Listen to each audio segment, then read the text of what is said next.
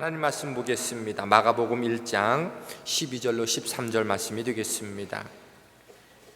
우리 화면 보시고 또 성경책 보시면서 우리 한 목소리로 12절 13절 같이 읽습니다. 시작. 성령이 곧 예수를 광야로 몰아내신지라. 광야에서 40일을 계시면서 사단에게 시험을 받으시며 들짐승과 함께 계시니 천사들이 수종 들더라. 아멘. 오늘 광야 마가복음 두 번째 시간 함께 좀 나누기를 원합니다. 제목을 광야의 삶은 축복이다, 이런 메시지. 아마 오늘 이 시점에서 너무도 또 적절한 말씀이라고 생각을 합니다. 이 세상에서의 우리의 삶은 광야와 같다라고 이렇게 이야기를 합니다.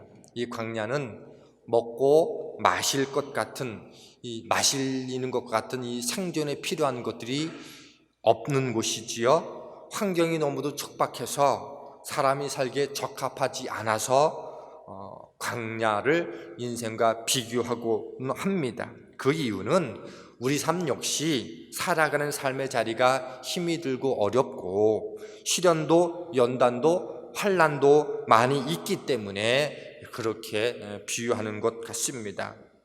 그리고 또 하나 생각해 볼 수 있는 것은 우리 인생은 선택의 연속이지요. 작은 것에서부터 큰 것까지도 선택을 하고 먹고 마시고 입으며 사람 만나는 것, 어떤 장소에 가는 것 하나하나도 선택의 결과로 주어지게 됩니다. 그리고 지금의 내 모습, 오늘의 나의 모습 또한 과거에 내가 어떤 선택을 했던 결과가 바로 오늘 나의 모습이라고 할 수 있습니다. 그런데 때때로 내가 선택하고 결정하지 않았음에도 불구하고 우리는 광야와 같은 삶을 살게 된다는 겁니다. 그리고 그 상황이 내가 원치 않았어도 그 광야와 같은 상황이 나에게 기쁨과 유익을 주면 다행이지만 대부분 광야 경험은 우리로 하여금 괴롭고 쓰고 안타까움을 경험하게 합니다.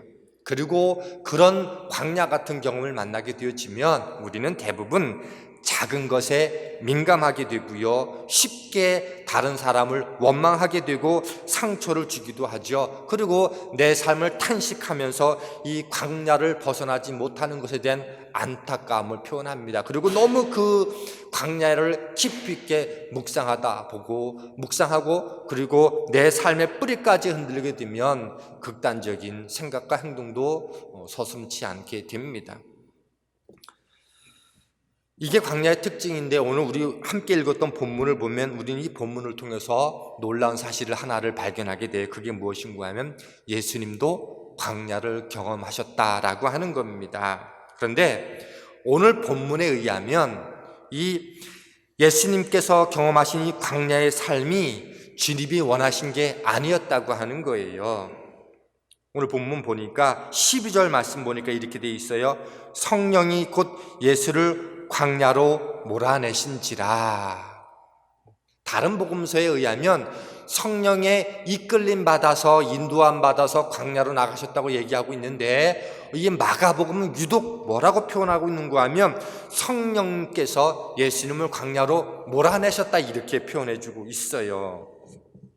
여기서 몰아내셨다라고 하는 것이 헬라어로 에크발로라고 하는 건데 에크라고 하는 게 영어 아웃, 밖으로라는 뜻이고요. 이 발로라고 하는 것은 내 던져졌다 이런 뜻이에요. 그러니까 이 내 몰려졌다라고 하는 것은 성령께서 강권적으로 의도한 바가 있으셔서 예수님을 어떻게 광야로 이끌어 가셨다고 하는 거예요.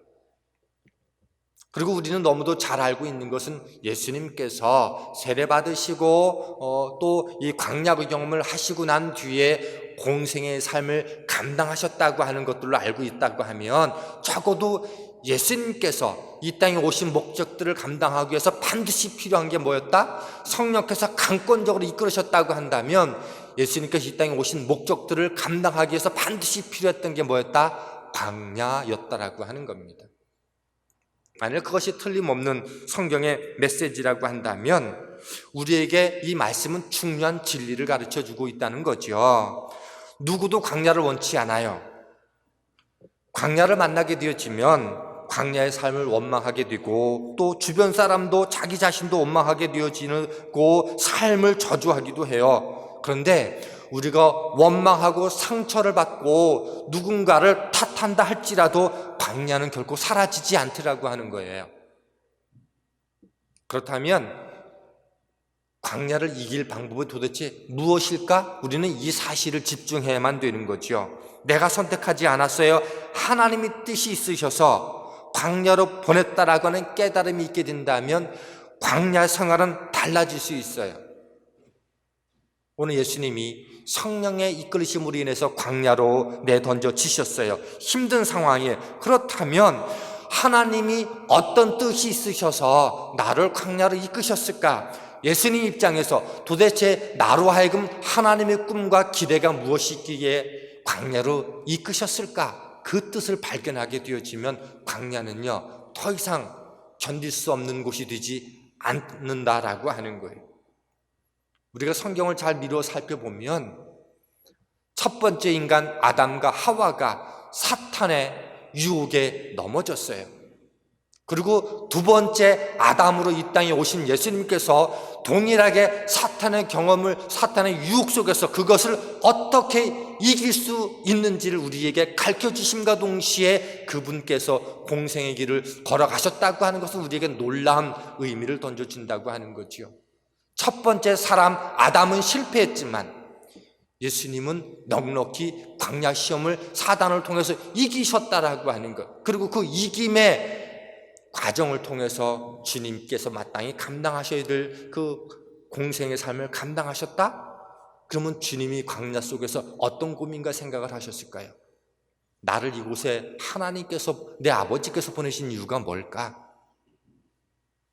내가 앞으로 이 땅에 오신, 이 땅에 나를 보내신 그 거룩한 하나님의 사명을 감당하기 위해서, 인류 구원의 역사를 감당하기 위해서 오늘 나를 이곳에서 첫 번째 아담은 실패했지만 두 번째 아담의 나로 하여금 승리케 하시고자, 그리고 승리케 하는 믿음의 비밀을 가르쳐 주시기 위해서 나를 이 광야로 보내신 것 아닐까?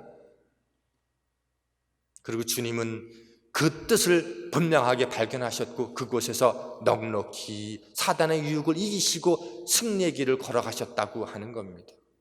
그리고 그 메시지는 우리에게 주시는 메시지가 있다고 하는 거예요. 오늘 우리가 원치 않지만 우리가 인생의 광야에 내던질 수 있다고 하는 거예요. 그리고 우리를 향한 하나님의 계획과 뜻이 있다고 하는 거죠. 그렇다면 오늘 우리가 광야를 경험한 이 상황 속에서 고민할 것은 이거라는 거예요. 나를 이 광야에 하나님이 내던져 놓으신 이유가 뭘까라고 하는 거예요. 우리는 보통 믿음의 선배들이, 믿음의 식구들이 그런 경험하는 일들을 많이 듣고 있지 않습니까? 성령님께서 나를 강권적으로 그때 역사하셨어요. 내가 그때는 원치 않았지만 지나고 보니까 하나님이 나를 그곳에 보내신 이유를 지나고 나서야 알게 되더라고요. 그것을 통해서 나를 향하신 계획을 발견할 수 있어서 우리 그런 이야기를 많이 듣게 되지 않습니까? 그 이유를 깨닫게 되어지면 광야는 견디기 힘든 곳이 아니라 뭐다? 나를 향하신 하나님의 목적들로 나가기 위한 과정이구나 라고 하는 것들을 알게 된다고 하는 거예요. 예수님이 오늘 그것을 우리에게 보여주고 있습니다. 그래서 인생의 광야를 만날 때 오늘 우리가 직면한 이 크고 두려운 광야라고 하는 이 현실 속에서 하나님 우리에게 원하시는 것은 그거라는 거예요. 하나님 우리로 하여금 뭘 알게 하기를 원하실까? 무엇을 알게 하기를 원하셔서 그 과정을 감내한 끝에 또 다른 방향성을 가지고 목적지로 가게 하시는 걸까? 오늘 우리가 그것을 가지고 씨름하고 고민해야 된다는 거예요. 그래서 어떤 분은 그러시더라고요. 오늘 우리가 지금의 이 교회가, 지금의 하나님의 사람 한 사람 한 사람이 오늘 우리가 직면한 이 거대한 코로나라고 하는 이 광야 현장 속에서 하나님이 우리를 향하신 뜻을 발견하지 않으면 다시 현장으로 돌아가는 것, 다시금 함께 모여서 예배하는 것은 무의미해질 수도 있다. 그래서 교회는, 개인은 이 상황을 철저하게 하나님 앞에 뜻을 묻는 시간이 되어야 된다라고 하는 이야기들을 많이 하십니다. 저는 적극적으로 그 상황에 공감을 합니다. 그리고 바라기는 저와 여러분에게 오늘 우리가 각자가 처했던 그 광야, 우리가 함께 경험하고 있는 이 광야 속에서 이런 영적 전환점이 있었으면 좋겠어요. 하나님이 뭘 원하시는 걸까? 우리는 누구나 광야에 내던져질 수 있어요. 그때 왜 나만 겪는 고난이라고 할 것이 아니라 나도 광야를 경험할 수 있는 존재이니까 무엇 때문에 나를 보내셨을까? 이것을 끊임없이 고민하게, 그리고 하나님과 이 문제를 가지고 붙잡고 씨름하라고 하는 것, 마치 우리 인생의 야복강을 경험하라고 하는 하나님의 뜻이기도 한다라고 하는 거예요. 그렇게 되어지면 그때부터 이 광야는, 이 코로나 문제는 무서운 문제만 되는 것은 아니라고 하는 거예요. 왜 나를 이 자리에 지독히 고독한 자리, 외롭고 쓸쓸한 자리, 가난한 자리, 불명예스러운 자리에 보내셨을까? 그것만 생각하면 고통스럽지만 뭔가 뜻이 있으셔서 나를 그 자리에 보내셨겠지? 그게 뭐예요? 영성이라는 거예요. 성경을 많이 알고 기도를 많이 하고 늘 멋있는 믿음의 이야기가 아니라 광야 속에서도 하나님의 뜻을 발견해내고 그 속에서 내가 가야 할 방향을 결정해 줄 줄 아는 사람, 그걸 가지고 뭐라 그래요? 영성 있는 삶이다, 이렇게 말한다라고 하는 거지요. 그리고 그 영성이 우리 가운데 있게 되어지면 우리는 이런 삶을 살게 되는 거예요. 예수님처럼 13절 말씀 보면 이렇게 돼 있어요.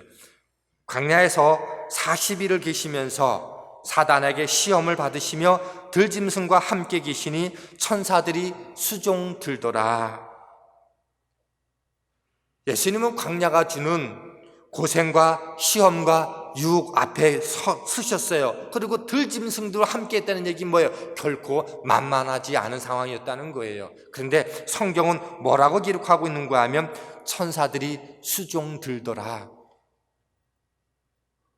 내가 원치 않은 광야를 경험했지만 반드시 그것을 거쳐야만 되는 것임을 하나님과 씨름하면서 그 자리를 지켜낸 그 과정 속에서 성경은 뭐라고 말씀해주고 있는가 하면 천사들이 수종 들었더라라고 말씀해주고 있습니다.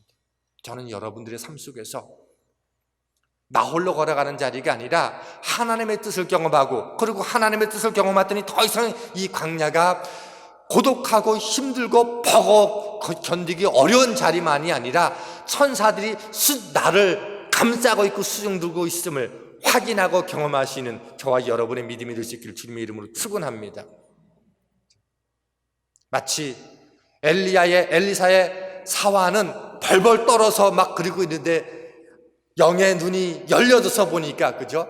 하나님의 천군 천사들이 불발과 그 병거들이 당신들을 에워싸고 있음을 보았던 것처럼 이 하나님의 뜻을 발견할 수 있게 된다면 바로 우리도 역시 하나님의 천사들이 수종드는 놀라운 경험을 하게 될 줄 믿습니다.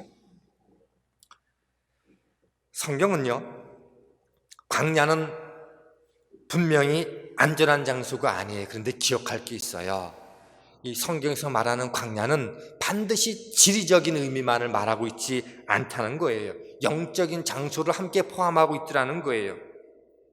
그래서 성경에 나타난 광야를 보면 한 크게 세 가지 정도가 우리에게 보여지는데, 이 하나님을 대적하는 사단이 거하는 그런 개념, 사단의 유혹이 늘 머물러 있는 그런 개념이 첫 번째고, 두 번째로는 우리 인생의 생명이 늘 위협받고 혼돈받는 장소, 그것도 광야고요. 또 세 번째로는 더 큰 사명으로 내가 마땅히 감당해야 될 사명의 자리로 나아가기 전에 그 과정, 그것도 광야다, 이렇게 말씀해 주고 있더라는 거죠. 그렇다면 오늘 우리가 이 12절, 13절 주님이 경험했던 이 광야 경험을 통해서 우리가 좀 세 가지를 짤막하게 한번 우리 말씀으로 함께 좀 받아낼 수 있으면 좋겠습니다. 첫 번째, 광야는 어떤 곳이다? 광야는 하나님을 만나는 곳입니다. 광야는요, 지리적인 장소만 개념이 아니라 영적인 장소도 포함한다고 말씀드렸어요. 그리고 신앙의 사람들 대부분은 어디에서 하나님을 만났는가 하면 광야에서였다고 하는 거예요. 아브라함은 우상이 넘실대는 광야에서 하나님의 부르심을 받았고요. 이삭은 끊임없이 우물을 내놓으라고 하는 수많은 속상하고 열받고 화나는 그런 골짜기에 광야 속에서 하나님을 경험했고요. 야곱도 베델에서 쫓기는 삶의 자리 속에서, 도망가는 삶의 자리 속에서 하나님을 만났어요. 모세 역시 광야에서 하나님을 만났고, 다윗도 끊임없이 쫓겨다니는 인생 광야 속에서 하나님을 만났고, 주님도 광야 속에서 하나님을 만났어요. 성경을 보니까 광야는 하나님을 만나는 특별한 장소이더라라고 하는 거예요. 우리 삶이 언제 하나님과 친밀해지기 시작합니까? 우리 삶 속에서 언제 그분을 대면합니까? 대부분은요, 광야이더라는 거예요. 믿지 않는 사람들이 우여곡절 예수님을 만나고 교회를 나와서 예수님을 만나면서 신앙생활을 하게 된 일들을 보게 되지 않아요? 그리고 우리는 그분들에게 종종 묻습니다. 어떻게 교회 나오시게 됐어요? 라고 물어요. 그러면 대부분이 그런 거 아니든가요? 내 인생에 위기를 만나고 환난을 경험하고 내 힘으로 어찌할 수 없는 그런 절박한 상황 속에서 내 주변을 보니 정말로 신실하게 영향력 있는 사람들을 보게 되고, 그들을 보니까 그들이 하나님을 믿는 사람이었더라. 그래서 나도 하나님 앞에서 인생의 문제를 좀 해결하고 싶었었다라고, 그런 경험들이 오늘 우리 주위에 많이 있지 않습니까? 대부분 인생의 위기 속에서 하나님을 만나게 되더라라고 하는 거예요. 만일 광야 속에서 하나님을 참되게 만나는 것이 축복이라고 하면, 오늘 우리가 경험한 인생의 크고 작은 개인적이고 공동체적인 광야 경험이 힘들기만 한 것이 아니라 하나님을 참되고 깊이 있게 만나는 그런 경험으로 만들어 가시는 저와 여러분들 수 있기를 주님의 이름으로 축원합니다. 그죠? 그러면 뭐가 되는 거예요? 광야의 삶은 축복이 되는 거예요. 두 번째, 광야는 어떤 곳이다? 하나님과 동행하는 곳이라고 하는 곳입니다. 애굽에서 노예의 삶을 살았던 이스라엘 백성들이 하나님께서 말씀하시죠. 내가 너희를 젖과 꿀이 흐르는 가나안 땅에 너희를 이끌어 갈 거야 라고 말씀하시고는 그들을 통째로 특별한 강건적 역사심으로 애굽에서 가나안 땅으로 옮기신 게 아니었어요. 젖과 꿀이 흐르는 땅으로 가기 위해서 반드시 뭐를? 광야를 거치게 하시더라라고 하는 거예요. 그것도 40년이나 되는 것. 이스라엘 백성들이 잘못한 것들도 있지만, 그러나 성경은 시내산에서 모세를 부르실 때 이미 이 백성들을 시내산에서 하나님을 예배하는 사람으로 부르셨다라고 하는 말씀을 이미 주신 적이 있으세요. 그러면 목적지에 가기까지 광야가 거치는 거였다면 우리는 기억할 게 있어요. 광야는 어떤 곳이에요? 방향도 없어요. 내가 어떻게 가야 될지도 몰라요. 먹을 것, 마실 것, 입을 것 다 어려운 때예요. 그런데 하나님이 어떻게 하셨을까요? 구름 기둥과 불 기둥으로 그들을 인도해 주시지 않았습니까? 그들에게 만나와 메추라기로 먹을 것을 공급하지 않으셨어요? 수많은 위협 앞에서 하나님이 초자연적으로 역사하셔서 그들을 보호해 주시지 않나요? 구름 기둥, 불 기둥, 만나와 메추라기 수많은 싸움에서 이기게 하셨다는 증거가 뭐예요? 그거 다른 말로 뭐예요? 하나님이 동행하셨다라고 하는 증거예요. 광야는요, 하나님이 함께 하시는 장소라고 하는 거예요. 성경에서 하나님을 믿는 모든 믿음의 사람들이 광야를 만날 때 한 번도 홀로 내버려 두신 적이 없다라고 성경은 증거하고 있더라는 거죠. 그래서 인간적으로 의지할 수 없을 때 하나님만 의지하도록 하는 것. 그래서 누군가가 광야에서 살아남았다면 이거예요. 하나님이 동행하셨, 까닭이 있구나. 누군가가 광야를 벗어났다고 하는 것은 하나님이 이끌었다고 하는 반증이라고 하는 거예요. 그러니 오늘 여러분이 인생 광야 속에 있다고 여기신다면 그것 하나 기억하시면 축복이 되는 거예요. 하나님이 나와 함께 하신다고 하는 것. 그것을 깨닫는 저와 여러분 되기를 축원합니다. 세 번째로, 광야는 어떤 곳이다? 영적으로 성숙하는 장소다. 영적으로 성숙되어져 가는 장소이다라고 하는 거예요. 광야는요, 그런 의미에서 영적인 장소예요. 하나님이 예비한 땅에 들어가기 위해서 광야 40년을 지나야 했어요. 근데 이스라엘 백성들의 생각이 저마다 달랐어요.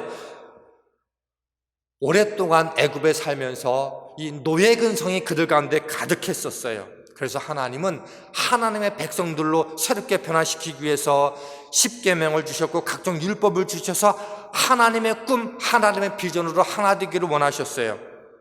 그럼에도 불구하고 그들은 쉽지는 않았어요. 그럼에도 불구하고 예배를 통해서 여전히 그들을 가운데 하나님을 참되게 대면하기를 원하셨고, 그래서 성막을 하나님이 허락해 주셨어요. 그리고 이 성막을 통해서 행진할 때는 성막을 언약궤를 맨 앞에 두고 그 언약궤만을 바라보고 인생의 길을 걸어가게 했고, 또 멈출 때는 성막을 중심으로 각각의 지파들이 동서남북에 위치해서 삶의 중심에 하나님의 계시기를 원하셨어요. 그것을 언제? 40년 동안 하셨다는 거예요. 무슨 뜻일까요?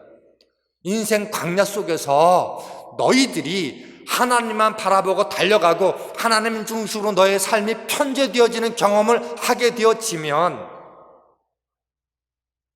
그때 너희들이 약속의 땅, 젖과 꿀이 흐르는 땅에서도 하나님 중심으로 살아가게 되어지고 하나님만 바라보며 살아갈 수 있음을 어디에서? 광야에서 훈련시키기를 원하셨다는 거예요. 다시 말씀드리면, 내가 아무런 문제 없을 때, 일상의 삶 속에서 내가 하나님 중심으로 살아간다, 일상에 아무런 문제 없을 때 내 삶의 중심에 하나님만 놓고 살아간다, 하나님이 훈련시키는 방법은 뭐더라? 광야 속에서 그 훈련을 해나가기를 원하시더라고 하는 거예요. 왜? 그렇게 모질게 훈련되어졌을 때 일상의 삶 속에서도 약속의 땅에서도 그렇게 삶을 살 수 있기 때문에 그렇다는 거예요. 그래서 광야는요, 하나님이 우리를 성장하고 성숙시킬 수 있는 특별한 장소이더라는 거예요. 왜? 그래야지만 아무 일이 없을 때도 하나님 바라보며 살 수 있게 되고요, 약속의 땅에서도 하나님 바라보고 살 수 있게 되고요, 풍성하게 될 때도 하나님만 의지하면서 살아갈 수 있기 때문이라는 거예요. 그래서 광야는 축복이 되는 거예요. 하나님 우리를 부르셨을 때 그 하나님의 꿈과 계획이 뭐예요? 약속의 땅이에요. 근데 약속의 땅에서 내 마음대로 살아가는 게 아니라 하나님의 거룩한 백성들로 준비되고 성숙하고 성장해서 그곳에서 하나님 나라를 이루어가는 삶을 살아가는 게 하나님의 꿈이라면, 우리를 향한 하나님의 꿈도 동일하다고 하는 거예요. 그러니 하나님 만나고 동행하는 법을 배우게 되어지면 우리는 광야를 벗어나도 세상을 이길 힘을 얻게 되는 거고요, 일상의 삶 속에서도, 풍성한 삶 속에서도, 그렇지 못한 삶 속에서도 이기게 되는 거예요. 이게 좋은 예는 아닌데, 1997년도로 기억하고 있는데 IMF가 한국에 왔잖아요. 그래서 많은 분들이 이제 그 일찍 명퇴를 당해서 가정에 머물렀게 되어주고 뭐 그런 어려움들이 많이 있었는데, 그때 몇 년 지난 뒤에 통계가 나오는데 이런 통계가 나왔어요. IMF 시대 때 많은 가정이 이혼을 경험했다는 거예요. 근데 통계를 보니까 어렵고 힘들고 가난한 가정보다 넉넉하고 부유한 가정들이 이혼 확률이 훨씬 더 많았다는 거예요.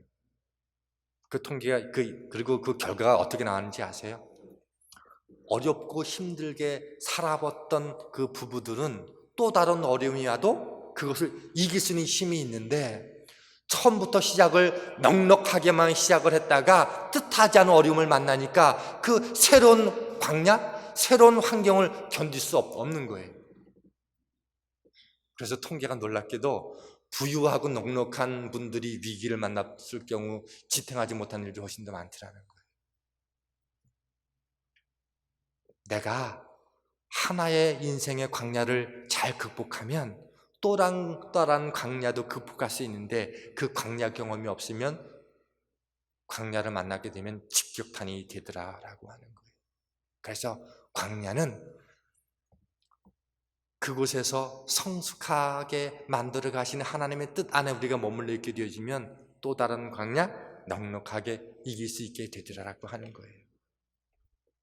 그래서 광야의 삶은 뭐다? 축복이라고 하는 겁니다. 광야가 또 축복인 것은 그런 거죠. 광야에 가면 내 삶이, 내가 가지고 있는 실력과 능력이 무용지물이 돼요. 그래서 한없이 교만함이 겸손함으로 바뀌게 되는 거죠. 이제까지는 내 힘으로 다 할 수 있다고 생각했는데 광야를 만나면 할 수 있는 게 아무것도 없음을 깨닫게 되는 거예요. 그래서 하나님을 의지하게 되니까 하나님을 깊이 있게 만나게 되어지고 하나님을 경험하게 돼요. 이게 얼마나 큰 축복인지 아세요? 내가 하나님에 관해서 아는 것과 하나님을 아는 것은 다르다는 것 아시죠? 내가 하나님에 관해서 아는 것은요, 지적인 경험이에요. 그런데 하나님을 경험한다는 것은 지적인 경험이 아니에요. 삶을 통째로 하나님과 대면하는 작업이지 않습니까? 우리가 광야를 만나면 비로소 그동안은 하나님에 관해서 내가 알았지만 광야를 통해서 하나님을 통째로 경험하게 되더라고 하는 거예요. 그거를 대표적으로 보여주는 게 야곱 아닙니까?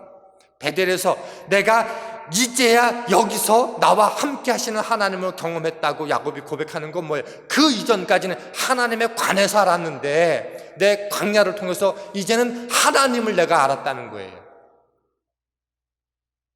전 여러분이 이제까지 하나님에 관해서, 믿음에 관해서, 신앙에 관해서, 교회에 관해서 여러분이 이제까지 알고 있었다면 오늘 우리가 직면하고 있는 크고 작은 광야 속에서 하나님을, 믿음을, 신앙을, 기도를, 예배를 참되게 경험할 수 있게 되기를 원합니다.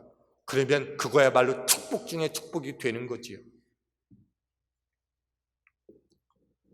모세가 40년 광야 경험을 했기 때문에 40년 광야 인생을 믿음으로 끌고 갈 수 있지 않았습니까? 다윗도 오랜 시간 동안 광야 경험이 있었기 때문에 왕 되고 난 뒤에 수많은 광야도 극복할 수 있었던 거예요. 엘리야도 광야 경험이 있었기 때문에 그에게 맡겨진 사명을 또다시 넉넉히 감당할 수 있었던 것입니다. 그러므로 광야는 내가 의도적으로 원하고 선택하지 않아도 오늘 우리에게 주어질 수 있는 거예요. 마치 주님이 그러셨던 것처럼. 그렇다면 오늘 우리에게 주어진 광야 속에서 하나님을 만나고 하나님과 동행하고 그리고 그 속에서 영적 성숙의 깊이를 더할 수 있는 저와 여러분들 수 있기를 주님의 이름으로 부탁을 드립니다. 광야 한가운데 계십니까? 광야는요, 무엇을 많이 가졌느냐가 아니에요. 누구와 함께 있느냐라고 하는 거예요. 인생의 가장 큰 비극은요, 환경이 아니라 그 안에 계신 하나님을 발견하지 못하는 데 있어요. 그러니 오늘 우리에게 직면한 크고 작은 인생의 광야 속에서 하나님이 여러분과 함께 하심을 발견하시고 그 안에서 주님의 목적들을 온전히 감당하고 이루실 수 있는 저와 여러분들 수 있기를 주님의 이름으로 축원합니다. 하나님 감사합니다. 오늘 우리의 삶의 자리 속에서 우리는 인류 역사 공동체가 큰 광야 위기를 만났고 또 개개인적으로 직장과 일터와 물질과 관계의 위기를 광야를 만났습니다. 그러나 이때 낭망하는 자세로 살아가는 저희들이 아니라 하나님을 참되게 만날 수 있는 자리이구나, 하나님과 동행할 수 있는 자리이구나, 성숙함으로 내게 맡겨진 그 길을 걸어갈 수 있는 기회이구나 온전히 깨닫는 저희들로 축복하여 주시옵소서. 예수님 이름으로 기도합니다. 아멘. 헌금 찬양하시는 가운데 준비하신 예물 하나님 보여드리겠습니다.